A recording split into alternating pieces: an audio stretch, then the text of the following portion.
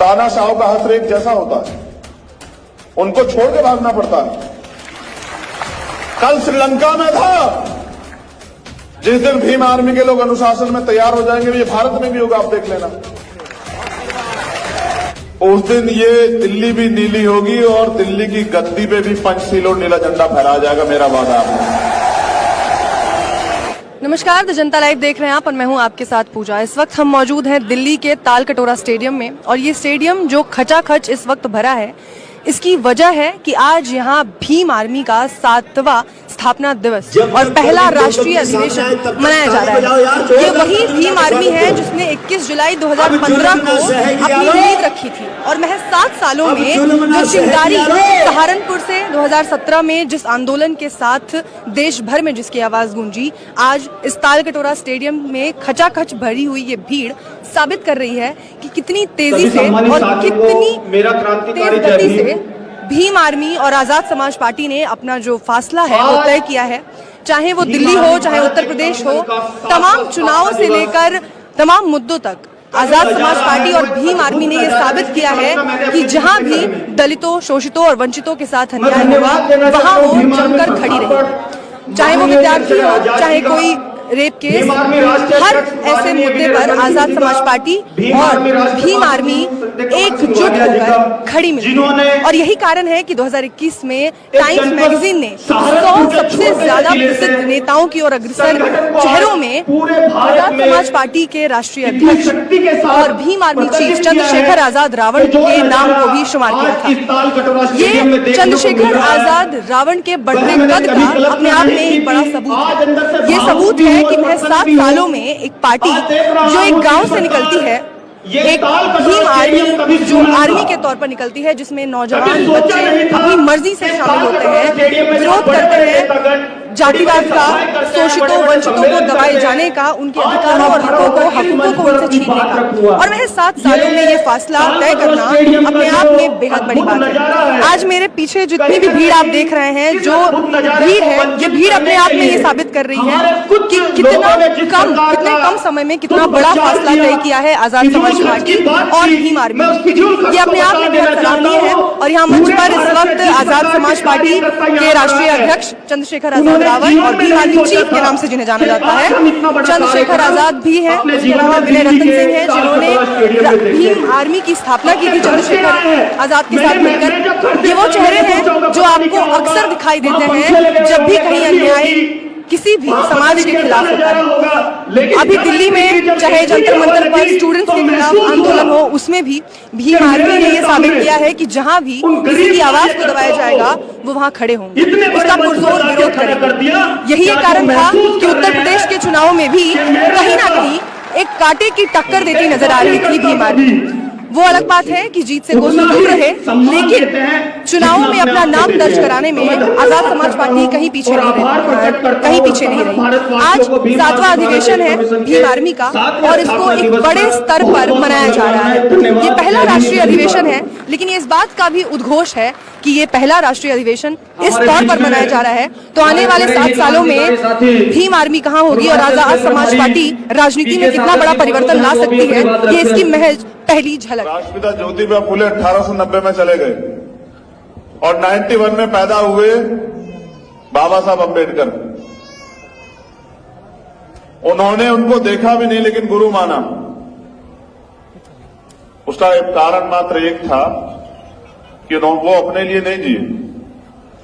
हम लोग जो सिखाने का काम करते तो सबसे पहली लाइन ये सिखाते हैं कि ऐसा फरामोश व्यक्ति समाज और देश पे कलंक होता है।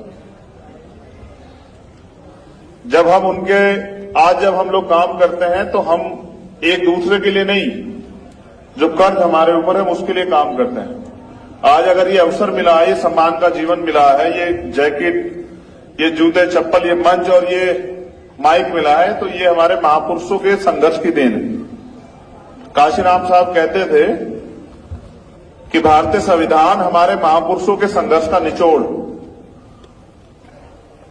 मैं गौरवान्वित हूं कि मैं भीम आर्मी का एक कार्यकर्ता हूं, लेकिन मुझे उससे भी ज्यादा खुशी है कि मैं भीम आर्मी का एक अनुशासित कार्यकर्ता हूं। क्योंकि अगर मैं ही अनुशासित नहीं हूंगा तो दूसरे को कैसे कहूंगा? समय समय पे मैंने बहुत सारी गलतियों से सीखा है और पिछले आंदोलन से भी सीखा है। मैं आपको विश्वास दिलाता हूं कि वो दिन नहीं आएगा जिस दिन मेरी वजह से आपका सम्मान कम हो या आपके ऊपर कोई उंगली उठाए कि आपका नेता कमजोर है। ये आज 7वें स्थापना दिवस पे राष्ट्रीय अधिवेशन में मेरा आपसे वादा है। साहब काशीराम जिस कैडर से मूवमेंट को तैयार किए हैं कि विरोधियों में जो है वो खलबली मची हुई है, वो तमाम षड्यंत्र कर रहे हैं किस तरह से आजाद समाज पार्टी भीम आर्मी कमजोर कर दे। मैं पूरी जिम्मेदारी से कहता हूं कि अभी तो हमारे साथियों ने अंगड़ाई ली है, अभी तो उन्होंने संघर्ष शुरू भी नहीं किया। जिस दिन वो लोग संघर्ष करेंगे उस दिन ये दिल्ली भी नीली होगी और दिल्ली की गद्दी पे भी पंचशील और नीला झंडा फहराया जाएगा, मेरा वादा है। देखो, आप मुझे अपनी ताकत मानते हो और मैं आपको अपनी ताकत मानता हूं। जितने पदाधिकारी मंच पे बैठे हुए हैं, मैंने आपसे कहा था कि पेन कॉपी लेके आना। जितने पदाधिकारी सामने बैठे हैं, कुछ बहुत जिम्मेदारी की बातें मैं आपके सामने 5 मिनट बाद रखूंगा, उनको नोट करना है आपको। और नोट नहीं करना, ये समझना कि ये आदेश है, इसको लागू होगा ये आदेश, इसमें कोई कोताही नहीं बरती जाएगी। मैं तो अपने आप को वहीं 2015 में खड़ा मान रहा हूं कि आज जीरो से शुरू कर रहे हैं, आज जीरो से शुरू कर रहे हैं, जीरो से शुरू करके और इसको अंतिम पायदान पे लेके जाना है। लेकिन अब हम काम अनुशासन में करेंगे, अब हम करके दिखाएंगे, अब हम घुटनों के बल रेंग के नहीं चलेंगे, अब हम सीना तान के खड़े होकर जो है अपनी हक अधिकार की लड़ाई लड़ेंगे और अब हम पीछे नहीं रहेंगे, अब हम अपनी कुर्सियों पे कब्जा करेंगे। यहां उपस्थित मातृशक्ति को भी मैं धन्यवाद देता हूं, नमन करता हूं। ये कठिन समय चल रहा है।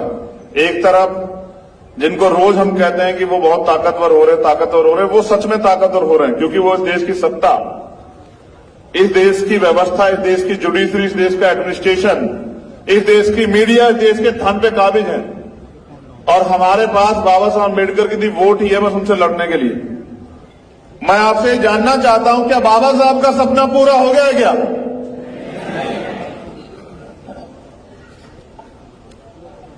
तो बाबा साहब का सपना पूरा करने के लिए आप लोग क्या कर रहे हैं?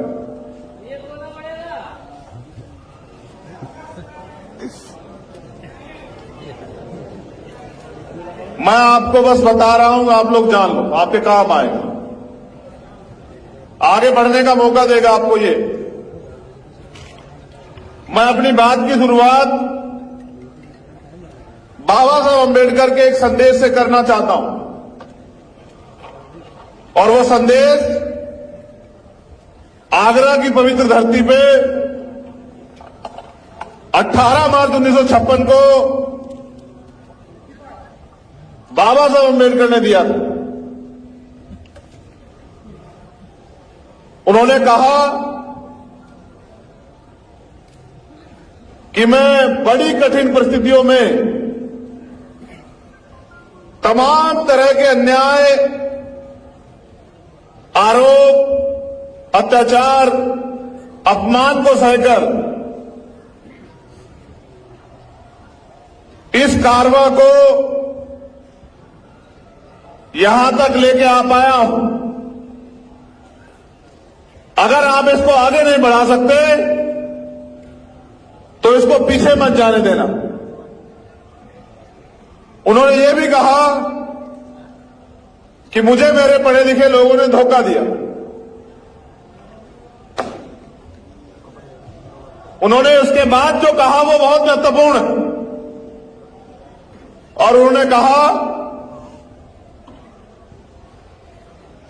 कि अब मैं बूढ़ा हो चला हूं, परेशान रहता हूं, मुझे नींद नहीं आती। मैं अपने जब चारों ओर देखता हूं तो मुझे एक भी नौजवान नहीं दिखाई देता जो इस तंबू का बंबू बनके इस आंदोलन को आगे ले जा सके। ये बात बाबा साहब अम्बेडकर 56 में कह रहे हैं। कब कह रहे हैं? 56 में। और किनके बीच में कह रहे हैं? ये बात बाबा साहब अपने उन अनुयायियों को भी कह रहे हैं जो उनके साथ काम कर रहे थे। ये सिर्फ समाज को नहीं कह रहे हैं, ये बात बाबा साहब अंबेडकर अपने अनुयायियों, अपने सहयोगियों को भी कह रहे हैं। वो उनको भी आईना दिखा रहे हैं कि आज मुझे मेरे चारों ओर कोई एक भी नौजवान ऐसा दिखाई नहीं देता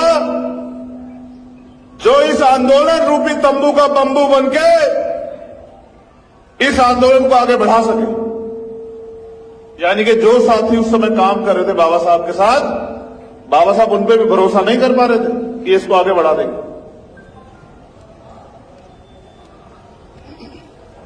वो कहते अगर कोई ऐसा नौजवान खड़ा हो जाए और इस आंदोलन को आगे बढ़ाए तो मैं भी चैन से मर सकूं। वो इस देश के नौजवानों से आह्वान करते हैं कि उठो, जागो। अपने लिए तो पशु पक्षी भी जी रहे हैं, श्रेष्ठ जीवन जीना है तो समाज के लिए जियो। आज भीम आर्मी वही तो कर रही है। आज अगर पूरे देश में के अन्याय होता है तो पुलिस से पहले किसको आम आदमी याद करता है बताओ? भीम आर्मी को। और जिसकी पुलिस से भी उम्मीदें खत्म हो जाए वो किससे उम्मीद करता है? जिसकी सरकार से भी उम्मीद खत्म हो जाए वो किसके संघर्ष से उम्मीद करता है?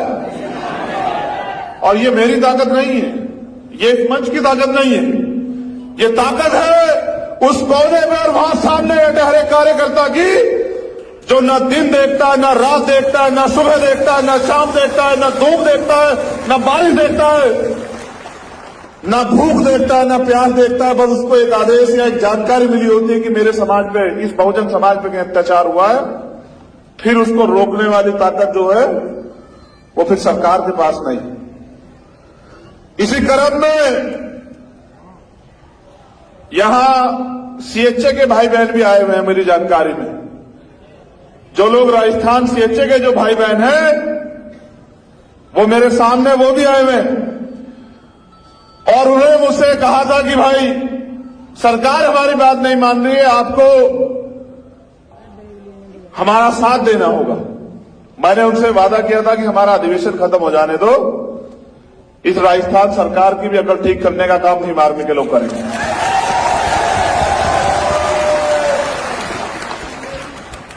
कमजोरों की, शोषितों की कोई सरकार नहीं होती।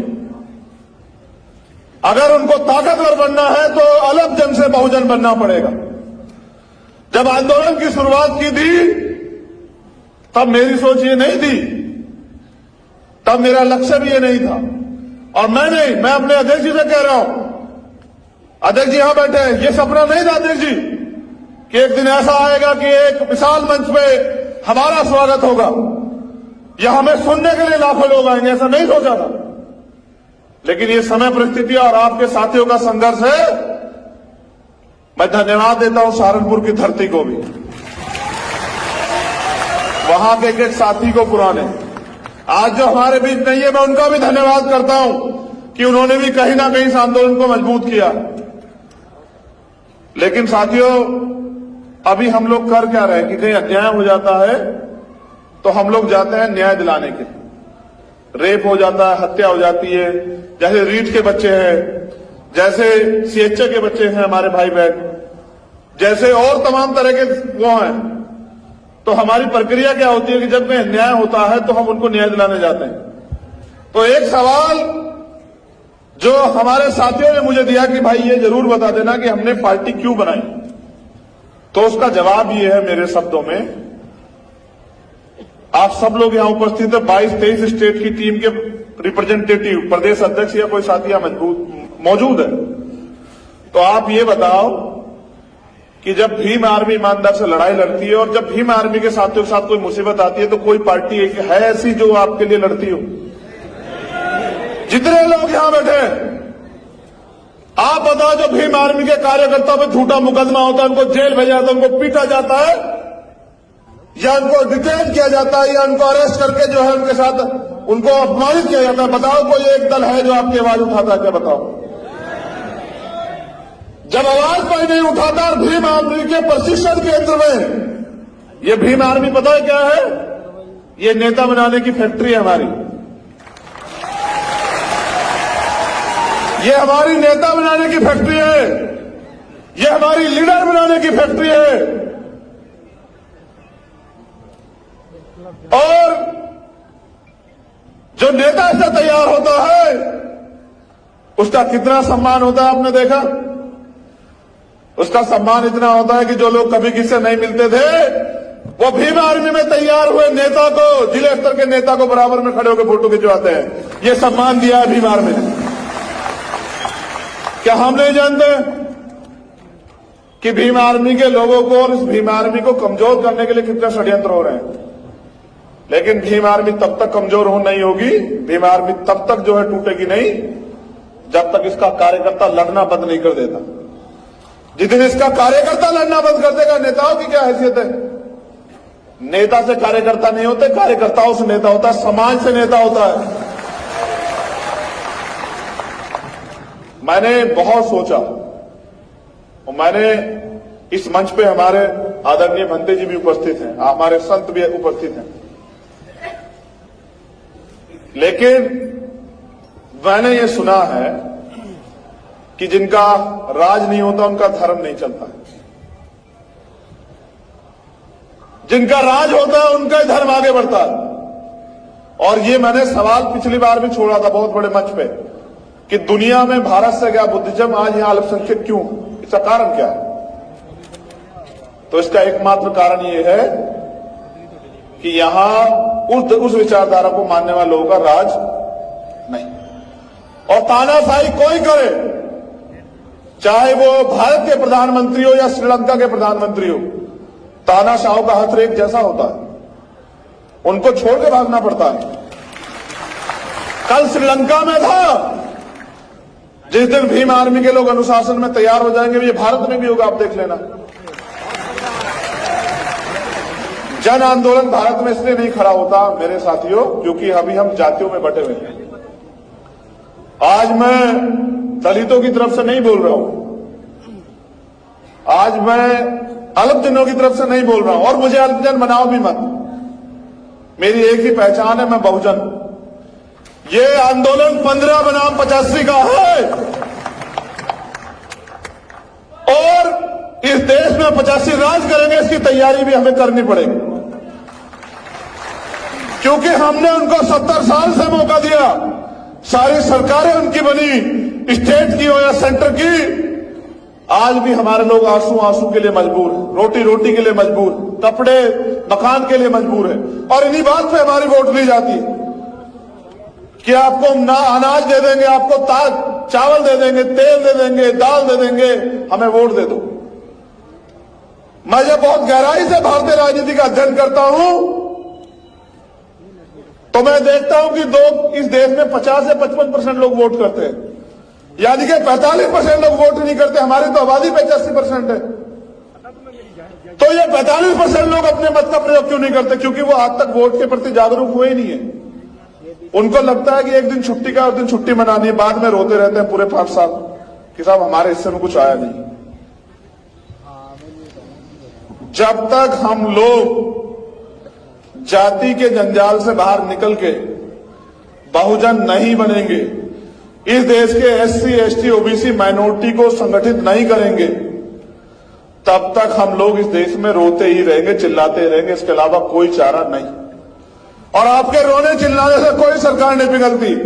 इसका उदाहरण यहां सीएचए के बच्चे बैठे हुए, इसका उदाहरण अत्याचार शिक्षक भर्ती के बच्चे बैठे हुए कि वो रोए भी, चिल्लाए भी, पिटे भी, भूखे भी रहे, प्यासे भी रहे, लेकिन सरकार को दया नहीं आई, क्योंकि सरकार का चरित्र एक होता है। ये हमने राजस्थान की सरकार से सीखा। मैं धन्यवाद देता हूं राजस्थान की सरकार का कि उन्होंने हमारे हौसले और बुलंद किए। और मैं अपने राजस्थान के प्रभारी और उनके नेताओं को, जो राजस्थान प्रदेश के भीम आर्मी आजाद समाज पार्टी, कहना चाहता हूं कि अगर अब भी वो दोबारा से वो सरकार सत्ता में आई तो फिर वो अपमान बरकरार रहेगा जो अपमान उन्होंने जो है इस बार हमें सूद समेत दिया है, उसका भी इंतजाम आप लोगों को करना पड़ेगा। साथियों, जब तक हम लोग कटराई नहीं थे तब तक हम लोग क्राउड थे, भीड़ होती है। 2022 में सोचिए कि दोबारा से जीने का मौका मिला, कठिन समय था, मुझे भी बहुत वो लगा, मैंने बहुत मेहनत की थी, आप सब लोग जानते हैं। कोई ऐसा आंदोलन, एक आंदोलन ऐसा नहीं जिसमें मैंने कभी आपको निराश किया, व्यक्तिगत रूप से कह रहा हूं। इस मैं में ये पूरी भीम आर्मी है, मैं इनकी तरफ नेतृत्वकर्ता के तौर पे बोल रहा हूं। कोई एक आंदोलन ऐसा है जिसमें भीम आर्मी के लोगों ने पीठ दिखाई हो? कोई एक ऐसा मामला है जहां भीम आर्मी के लोगों ने जेल या मुकदमे के डर से घर की तरफ रास्ता किया हो? मुझे तो आज भी वो याद है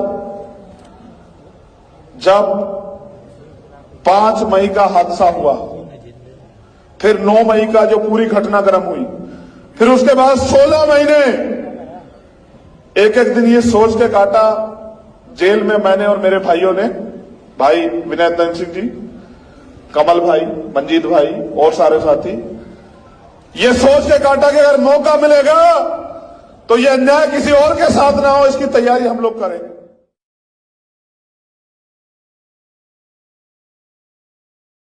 तानाशाह का हथ रेख जैसा होता है, उनको छोड़ के भागना पड़ता है। कल श्रीलंका में था, जिस दिन भीम आर्मी के लोग अनुशासन में तैयार हो जाएंगे, ये भारत में भी होगा, आप देख लेना। उस दिन ये दिल्ली भी नीली होगी और दिल्ली की गद्दी पे भी पंचशील और नीला झंडा फहराया जाएगा, मेरा वादा है।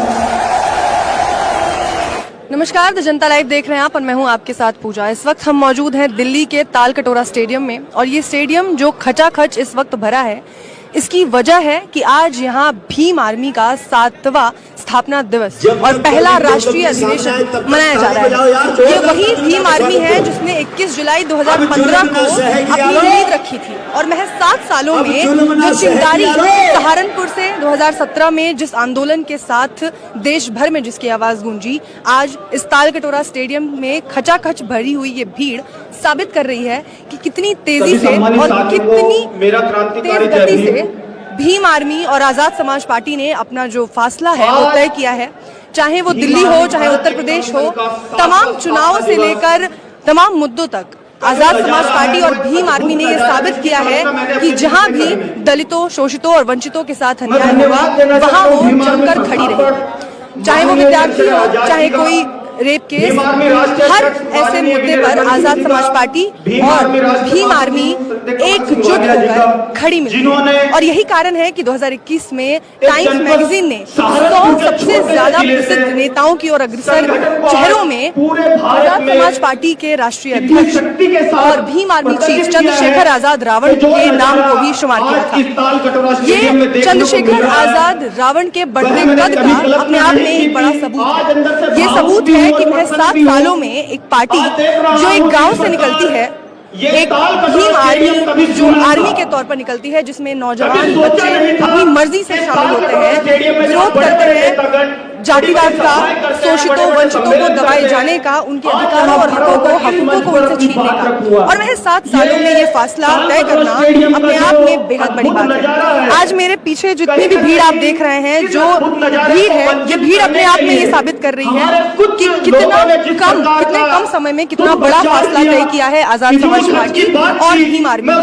ये अपने आप में बेहद सराहनीय है। और यहाँ मंच पर इस वक्त आजाद समाज पार्टी के राष्ट्रीय अध्यक्ष चंद्रशेखर आजाद रावण और भीम आर्मी चीफ के नाम से जिन्हें जाना जाता है चंद्रशेखर आजाद भी है। इसके अलावा विनय रतन सिंह है, जिन्होंने भीम आर्मी की स्थापना की थी चंद्रशेखर आजाद के साथ मिलकर। ये वो चेहरे हैं जो आपको अक्सर दिखाई देते हैं जब भी कहीं अन्याय किसी भी समाज के खिलाफ होता है। अभी दिल्ली में चाहे जंतर मंतर पर स्टूडेंट्स के खिलाफ आंदोलन हो, उसमें भी भीम आर्मी ने ये साबित किया है कि जहां भी किसी की आवाज को दबाया जाएगा वो वहां खड़े होंगे, उसका पुरजोर विरोध करेंगे। यही एक कारण था कि उत्तर प्रदेश के चुनाव में भी कहीं ना कहीं एक कांटे की टक्कर देती नजर आ रही थी भीम आर्मी। वो अलग बात है कि जीत से कोसों दूर रहे, लेकिन चुनावों में अपना नाम दर्ज कराने में आजाद समाज पार्टी कहीं पीछे नहीं रही। आज 7वां अधिवेशन है भीम आर्मी का और इसको एक बड़े स्तर पर मनाया जा रहा है। ये पहला राष्ट्रीय अधिवेशन है, लेकिन ये इस बात का भी उद्घोष है कि ये पहला राष्ट्रीय अधिवेशन इस तौर पर मनाया जा रहा है तो आने वाले 7 सालों में भीम आर्मी कहाँ होगी और आजाद समाज पार्टी राजनीति में कितना बड़ा परिवर्तन ला सकती है, ये इसकी महज पहली झलक। राष्ट्रपिता ज्योतिबा फुले 1890 में चले गए और 91 में पैदा हुए बाबा साहब अम्बेडकर। उन्होंने उनको देखा भी नहीं लेकिन गुरु माना। उसका एक कारण मात्र एक था कि वो अपने लिए नहीं जिए। हम लोग जो सिखाने का काम करते तो सबसे पहली लाइन ये सिखाते हैं कि एहसान फरामोश व्यक्ति समाज और देश पे कलंक होता है। जब हम लोग काम करते हैं तो हम एक दूसरे के लिए नहीं, जो कर्ज हमारे ऊपर है उसके लिए काम करते हैं। आज अगर ये अवसर मिला है, ये सम्मान का जीवन मिला है, ये जैकेट, ये जूते चप्पल, ये मंच और ये माइक मिला है, तो ये हमारे महापुरुषों के संघर्ष की देन है। काशीराम साहब कहते थे कि भारतीय संविधान हमारे महापुरुषों के संघर्ष का निचोड़। मैं गौरवान्वित हूं कि मैं भीम आर्मी का एक कार्यकर्ता हूं, लेकिन मुझे उससे भी ज्यादा खुशी है कि मैं भीम आर्मी का एक अनुशासित कार्यकर्ता हूं, क्योंकि अगर मैं ही अनुशासित नहीं हूंगा तो दूसरे को कैसे कहूंगा। समय समय पे मैंने बहुत सारी गलतियों से सीखा है और पिछले आंदोलन से भी सीखा। मैं आपको विश्वास दिलाता हूं कि वो दिन नहीं आएगा जिस दिन मेरी वजह से आपका सम्मान कम हो या आपके ऊपर कोई उंगली उठाए कि आपका नेता कमजोर। ये आज 7वें स्थापना दिवस पे राष्ट्रीय अधिवेशन में मेरा आपसे वादा है। साहब काशीराम जिस कैडर से मूवमेंट को तैयार किए हैं कि विरोधियों में जो है वो खलबली मची हुई है, वो तमाम षड्यंत्र कर रहे हैं किस तरह से आजाद समाज पार्टी भीम आर्मी कमजोर कर दे। मैं पूरी जिम्मेदारी से कहता हूं कि अभी तो हमारे साथियों ने अंगड़ाई ली है, अभी तो उन्होंने संघर्ष शुरू भी नहीं किया। जिस दिन वो लोग संघर्ष करेंगे उस दिन ये दिल्ली भी नीली होगी और दिल्ली की गद्दी पे भी पंचशील और नीला झंडा फहराया जाएगा, मेरा वादा है। देखो, आप मुझे अपनी ताकत मानते हो और मैं आपको अपनी ताकत मानता हूं। जितने पदाधिकारी मंच पे बैठे हुए हैं, मैंने आपसे कहा था कि पेन कॉपी लेके आना। जितने पदाधिकारी सामने बैठे हैं, कुछ बहुत जिम्मेदारी की बातें मैं आपके सामने 5 मिनट बाद रखूंगा, उनको नोट करना है आपको। और नोट नहीं करना, ये समझना कि ये आदेश है, इसको लागू होगा ये आदेश, इसमें कोई कोताही नहीं बरती जाएगी। मैं तो अपने आप को वहीं 2015 में खड़ा मान रहा हूं कि आज जीरो से शुरू कर रहे हैं, आज जीरो से शुरू कर रहे हैं, जीरो से शुरू करके और इसको अंतिम पायदान पे लेके जाना है। लेकिन अब हम काम अनुशासन में करेंगे, अब हम करके दिखाएंगे, अब हम घुटनों के बल रेंग के नहीं चलेंगे, अब हम सीना तान के खड़े होकर जो है अपनी हक अधिकार की लड़ाई लड़ेंगे और अब हम पीछे नहीं रहेंगे, अब हम अपनी कुर्सियों पे कब्जा करेंगे। यहां उपस्थित मातृशक्ति को भी मैं धन्यवाद देता हूं, नमन करता हूं।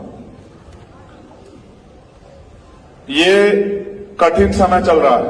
एक तरफ जिनको रोज हम कहते हैं कि वो बहुत ताकतवर हो रहे, वो सच में ताकतवर हो रहे हैं, क्योंकि वो इस देश की सत्ता, इस देश की व्यवस्था, इस देश की जुडिशरी, इस देश का एडमिनिस्ट्रेशन, इस देश की मीडिया, इस देश के धन पे काबिज है। और हमारे पास बाबा साहब अम्बेडकर की दी वोट ही है बस उनसे लड़ने के लिए। मैं आपसे जानना चाहता हूं, क्या बाबा साहब का सपना पूरा हो गया है क्या?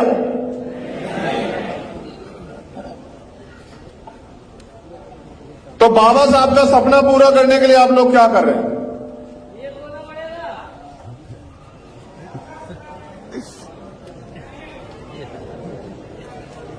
मैं आपको बस बता रहा हूं, आप लोग जान लो, आपके काम आएगा, आगे बढ़ने का मौका देगा आपको ये। मैं अपनी बात की शुरुआत बाबा साहब अम्बेडकर के एक संदेश से करना चाहता हूं। और वो संदेश आगरा की पवित्र धरती पे 18 मार्च 1956 को बाबा साहब अम्बेडकर ने दिया था। उन्होंने कहा कि मैं बड़ी कठिन परिस्थितियों में तमाम तरह के अन्याय, आरोप, अत्याचार, अपमान को सहकर इस कारवां को यहां तक लेके आ पाया हूं। अगर आप इसको आगे नहीं बढ़ा सकते तो इसको पीछे मत जाने देना। उन्होंने ये भी कहा कि मुझे मेरे पढ़े लिखे लोगों ने धोखा दिया। उन्होंने उसके बाद जो कहा वो बहुत महत्वपूर्ण है, और उन्होंने कहा कि अब मैं बूढ़ा हो चला हूं, परेशान रहता हूं, मुझे नींद नहीं आती। मैं अपने जब चारों ओर देखता हूं तो मुझे एक भी नौजवान नहीं दिखाई देता जो इस तंबू का बंबू बनके इस आंदोलन को आगे ले जा सके। ये बात बाबा साहब अम्बेडकर 56 में कह रहे हैं। कब कह रहे हैं? 56 में। और किनके बीच में कह रहे हैं? ये बात बाबा साहब अपने उन अनुयायियों को भी कह रहे हैं जो उनके साथ काम कर रहे थे। ये सिर्फ समाज को नहीं कह रहे हैं, ये बात बाबा साहब अम्बेडकर अपने अनुयायियों, अपने सहयोगियों को भी कह रहे हैं। वो उनको भी आईना दिखा रहे हैं कि आज मुझे मेरे चारों ओर कोई एक भी नौजवान ऐसा दिखाई नहीं देता जो इस आंदोलन रूपी तंबू का बंबू बनके इस आंदोलन को आगे बढ़ा सके। यानी कि जो साथी उस समय काम कर रहे थे बाबा साहब के साथ, बाबा साहब उन पे भी भरोसा नहीं कर पा रहे थे कि इसको आगे बढ़ा देंगे। वो कहते अगर कोई ऐसा नौजवान खड़ा हो जाए और इस आंदोलन को आगे बढ़ाए तो मैं भी चैन से मर सकूं। वो इस देश के नौजवानों से आह्वान करते हैं कि उठो, जागो। अपने लिए तो पशु पक्षी भी जी रहे हैं, श्रेष्ठ जीवन जीना है तो समाज के लिए जियो। आज भीम आर्मी वही तो कर रही है। आज अगर पूरे देश में के अन्याय होता है तो पुलिस से पहले किसको आम आदमी याद करता है बताओ? भीम आर्मी को। और जिसकी पुलिस से भी उम्मीदें खत्म हो जाए वो किससे उम्मीद करता है? जिसकी सरकार से भी उम्मीद खत्म हो जाए वो किसके संघर्ष से उम्मीद करता है?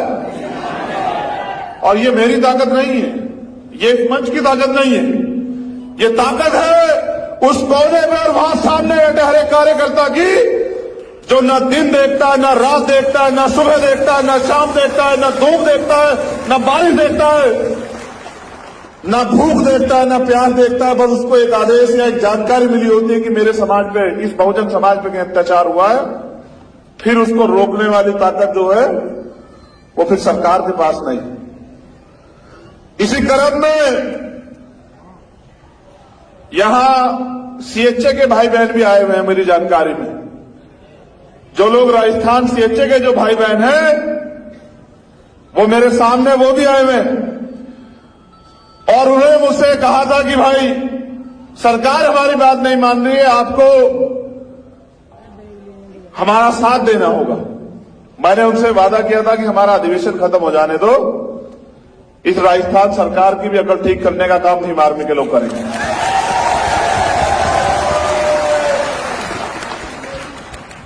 कमजोरों की, शोषितों की कोई सरकार नहीं होती। अगर उनको ताकतवर बनना है तो अलग जन से बहुजन बनना पड़ेगा। जब आंदोलन की शुरुआत की थी तब मेरी सोच ये नहीं थी, तब मेरा लक्ष्य भी ये नहीं था। और मैं नहीं, मैं अपने अध्यक्ष जी से कह रहा हूं, अध्यक्ष जी यहां बैठे हैं, ये सपना नहीं था अध्यक्ष जी कि एक दिन ऐसा आएगा कि एक विशाल मंच पे हमारा स्वागत होगा या हमें सुनने के लिए लाखों लोग आएंगे, ऐसा नहीं सोचा था। लेकिन ये समय परिस्थिति और आपके साथियों का संघर्ष है। मैं धन्यवाद देता हूं सहारनपुर की धरती को भी, वहां के एक साथी को पुराने, आज जो हमारे बीच नहीं है, मैं उनका भी धन्यवाद करता हूं कि उन्होंने भी कहीं ना कहीं इस आंदोलन को मजबूत किया। लेकिन साथियों, अभी हम लोग कर क्या रहे हैं कि कहीं अन्याय हो जाता है तो हम लोग जाते हैं न्याय दिलाने के, रेप हो जाता है, हत्या हो जाती है, जैसे रीट के बच्चे हैं, जैसे सीएचए के बच्चे हैं हमारे भाई बहन, जैसे और तमाम तरह के वो हैं। तो हमारी प्रक्रिया क्या होती है कि जब में अन्याय होता है तो हम उनको न्याय दिलाने जाते हैं। तो एक सवाल जो हमारे साथियों ने मुझे दिया कि भाई ये जरूर बता देना कि हमने पार्टी क्यों बनाई, तो उसका जवाब ये है मेरे शब्दों में, आप सब लोग यहां उपस्थित है, 22-23 स्टेट की टीम के रिप्रेजेंटेटिव, प्रदेश अध्यक्ष या कोई साथी यहां मौजूद है। तो आप ये बताओ कि जब भीम आर्मी ईमानदार से लड़ाई लड़ती है और जब भीम आर्मी के साथियों के साथ कोई मुसीबत आती है तो कोई पार्टी है ऐसी जो आपके लिए लड़ती हो?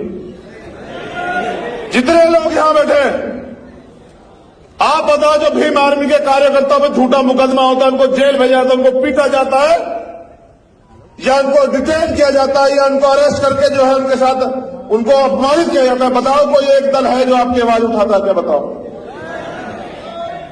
जब आवाज कोई नहीं उठाता और भीम आर्मी के प्रशिक्षण केंद्र में, ये भीम आर्मी पता है क्या है? ये नेता बनाने की फैक्ट्री है हमारी, ये हमारी नेता बनाने की फैक्ट्री है, ये हमारी लीडर बनाने की फैक्ट्री है। और जो नेता से तैयार होता है उसका कितना सम्मान होता है आपने देखा? उसका सम्मान इतना होता है कि जो लोग कभी किससे नहीं मिलते थे वो भीम आर्मी में तैयार हुए नेता को, जिले स्तर के नेता को बराबर में खड़े होकर फोटो खिंचवाते हैं। ये सम्मान दिया है भीम आर्मी ने। क्या हम नहीं जानते कि भीम आर्मी के लोगों को और इस भीम आर्मी को कमजोर करने के लिए कितने षड्यंत्र हो रहे हैं? लेकिन भीम आर्मी तब तक कमजोर हो नहीं होगी, भीम आर्मी तब तक जो है टूटेगी नहीं जब तक इसका कार्यकर्ता लड़ना बंद नहीं कर देता। जिस दिन इसका कार्यकर्ता लड़ना बंद कर देगा, नेताओं की क्या हैसियत है?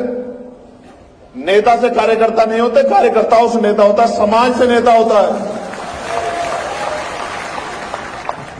मैंने बहुत सोचा और मैंने इस मंच पे हमारे आदरणीय भंते जी भी उपस्थित हैं, हमारे संत भी उपस्थित हैं, लेकिन मैंने ये सुना है कि जिनका राज नहीं होता उनका धर्म नहीं चलता है, जिनका राज होता है उनका ही धर्म आगे बढ़ता है। और ये मैंने सवाल पिछली बार भी छोड़ा था बहुत बड़े मंच पे कि दुनिया में भारत से गया बुद्धिज्म, आज यहां अल्पसंख्यक क्यों? इसका कारण क्या है? तो इसका एकमात्र कारण ये है कि यहां उस विचारधारा को मानने वाले लोगों का राज नहीं, और तानाशाही कोई करे, चाहे वो भारत के प्रधानमंत्री हो या श्रीलंका के प्रधानमंत्री हो, तानाशाहों का हथ एक जैसा होता है, उनको छोड़ के भागना पड़ता है। कल श्रीलंका में था, जिस दिन भीम आर्मी के लोग अनुशासन में तैयार हो जाएंगे, ये भारत में भी होगा, आप देख लेना। जन आंदोलन भारत में इसलिए नहीं खड़ा होता मेरे साथियों क्योंकि अभी हम जातियों में बटे हुए हैं। आज मैं दलितों की तरफ से नहीं बोल रहा हूं, आज मैं अल्पजनों की तरफ से नहीं बोल रहा हूं, और मुझे अल्पजन बनाओ भी मत, मेरी एक ही पहचान है, मैं बहुजन। ये आंदोलन 15 बनाम 85 का है और इस देश में 85 राज करेंगे, इसकी तैयारी भी हमें करनी पड़ेगी, क्योंकि हमने उनको 70 साल से मौका दिया, सारी सरकारें उनकी बनी, स्टेट की हो या सेंटर की, आज भी हमारे लोग आंसू आंसू के लिए मजबूर है, रोटी रोटी के लिए मजबूर, कपड़े मकान के लिए मजबूर है, और इन्हीं बात पे हमारी वोट ली जाती है। कि आपको ना अनाज दे देंगे, आपको चावल दे देंगे, तेल दे देंगे, दाल दे देंगे, हमें वोट दे दो। मैं जब बहुत गहराई से भारतीय राजनीति का अध्ययन करता हूं तो मैं देखता हूं कि इस देश में 50 से 55% लोग वोट करते हैं, यानी कि 45% लोग वोट नहीं करते। हमारी तो आबादी 85% है। तो ये 45% लोग अपने मत का प्रयोग क्यों नहीं करते? क्योंकि वो आज तक वोट के प्रति जागरूक हुए ही नहीं है। उनको लगता है कि एक दिन छुट्टी का, उस दिन छुट्टी मनानी है, बाद में रोते रहते हैं पूरे 5 साल कि साहब हमारे हिस्से में कुछ आया नहीं। जब तक हम लोग जाति के जंजाल से बाहर निकल के बहुजन नहीं बनेंगे, इस देश के एससी, एसटी, ओबीसी माइनॉरिटी को संगठित नहीं करेंगे, तब तक हम लोग इस देश में रोते ही रहेंगे, चिल्लाते रहेंगे। इसके अलावा कोई चारा नहीं। और आपके रोने चिल्लाने से कोई सरकार नहीं पिघलती। इसका उदाहरण यहां सीएचए के बच्चे बैठे हुए, इसका उदाहरण अत्याचार शिक्षक भर्ती के बच्चे बैठे हुए कि वो रोए भी, चिल्लाए भी, पीटे भी, भूखे भी रहे, प्यासे भी रहे, लेकिन सरकार को दया नहीं आई। क्योंकि सरकार का चरित्र एक होता है। ये हमने राजस्थान की सरकार से सीखा। मैं धन्यवाद देता हूं राजस्थान की सरकार का कि उन्होंने हमारे हौसले और बुलंद किए। और मैं अपने राजस्थान के प्रभारी और उनके नेताओं को, जो राजस्थान प्रदेश के भीम आर्मी आजाद समाज पार्टी, कहना चाहता हूं कि अगर अब भी वो दोबारा से वो सरकार सत्ता में आई तो फिर वो अपमान बरकरार रहेगा, जो अपमान उन्होंने जो है इस बार हमें सूद समेत दिया है। उसका भी इंतजाम आप लोगों को करना पड़ेगा। साथियों, जब तक हम लोग कैडराई नहीं थे तब तक हम लोग क्राउड थे, भीड़ होती है। 2022 में सोचिए कि दोबारा से जीने का मौका मिला। कठिन समय था, मुझे भी बहुत वो लगा, मैंने बहुत मेहनत की थी, आप सब लोग जानते हैं। कोई ऐसा आंदोलन, एक आंदोलन ऐसा नहीं जिसमें मैंने कभी आपको निराश किया। व्यक्तिगत रूप से कह रहा हूं, इस मैं में ये पूरी भीम आर्मी है, मैं इनकी नेतृत्वकर्ता के तौर पे बोल रहा हूं। कोई एक आंदोलन ऐसा है जिसमें भीम आर्मी के लोगों ने पीठ दिखाई हो? कोई एक ऐसा मामला है जहां भीम आर्मी के लोगों ने जेल या मुकदमे के डर से घर की तरफ रास्ता किया हो? मुझे तो आज भी वो याद है